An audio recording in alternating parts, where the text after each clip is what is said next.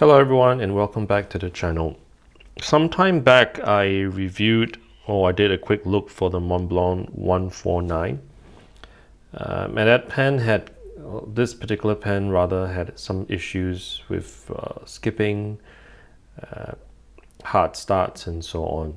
So what I did was I went ahead to do a little bit of tuning.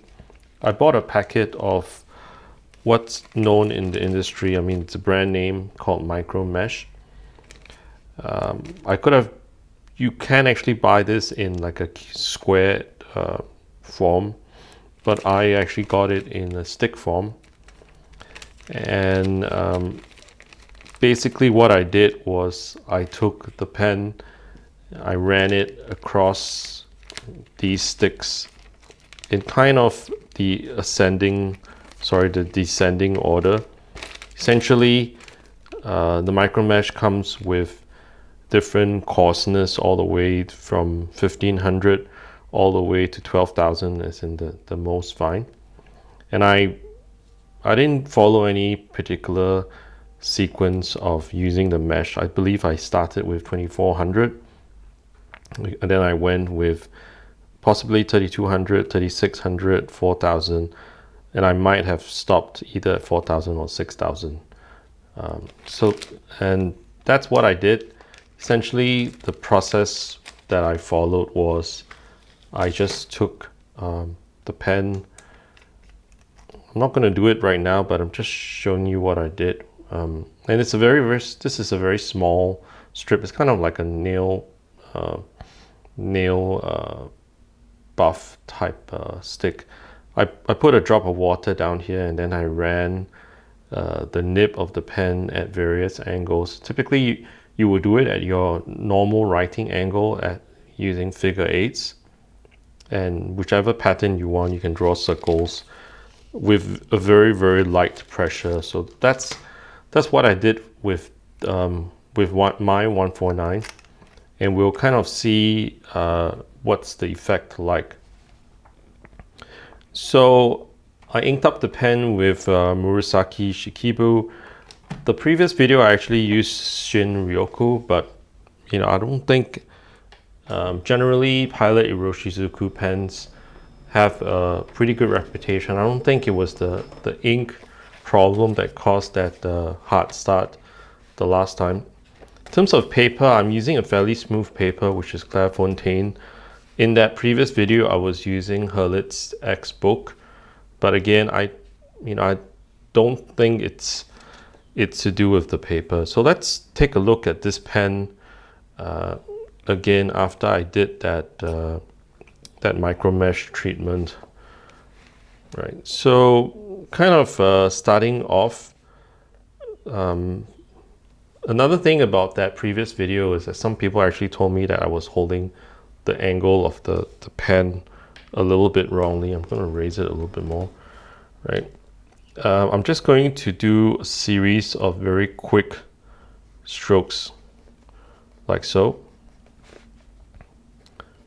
And you can see that little skip earlier on, but generally it could have just been me. I'm going to do now a series of very short strokes, and that was a little skip down there as well.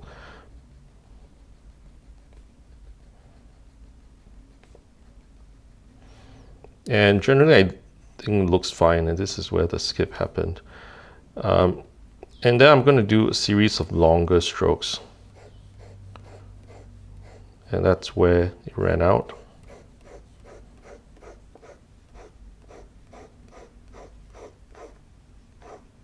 There you go. And lastly, I'm just going to do like the usual figure eights.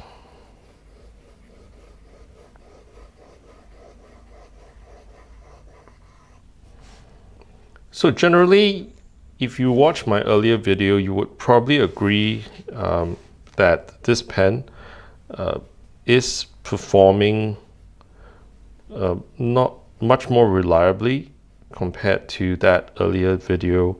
I'll put a link on that earlier video below in the comments. But generally, I believe that it's behaving as per what I would expect for a Montblanc 149 nib, right? Lost my train of thought in terms of what I was supposed to write. And kind of the moral of the story, it's going to be a very quick video, is if you have a pen like this, and I'm just going to doodle a little bit while I'm talking, continuing to talk. If you have a pen like this and you kind of like the pen, which I do, right? I was never going to sell off the pen or something like that, or return the pen. You first of all, don't give up on the pen, right? So some pens actually kind of break in. There's this kind of a concept which some people actually don't kind of believe, but some people like me kind of think it's true that you do have a break-in period for pens. So I mean, after using this pen for a while and applying the micro mesh like I did, like I showed you guys earlier on, it actually has solved quite a lot of the problems which I showed earlier on in the earlier video. I mean, we do have a few skips and hard starts, but I think it's generally way less. If I wanted to, I could continue using the micro mesh and get it to a point where the nib is perfectly behaves perfect. But I'm just what I'm going to do is I'm just going to watch the pen, keep on using it, and see how it feels moving forward, right? If it continues to do things like this and it irritates me, I might do a little bit more tuning of the nib. Otherwise, I believe that it generally is behaving pretty well right now, right? And some people actually asked in the comments in that first video whether or not this pen was a dry pen. It's definitely not dry, right? As you can see down here. So in summary, if you have a pen which might not behave the best early on, right? Don't give up on it.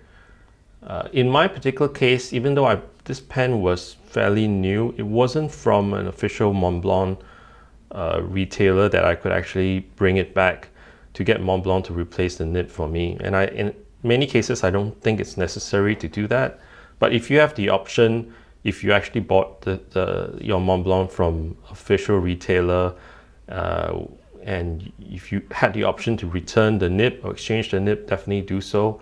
But in my case, I did not have the option.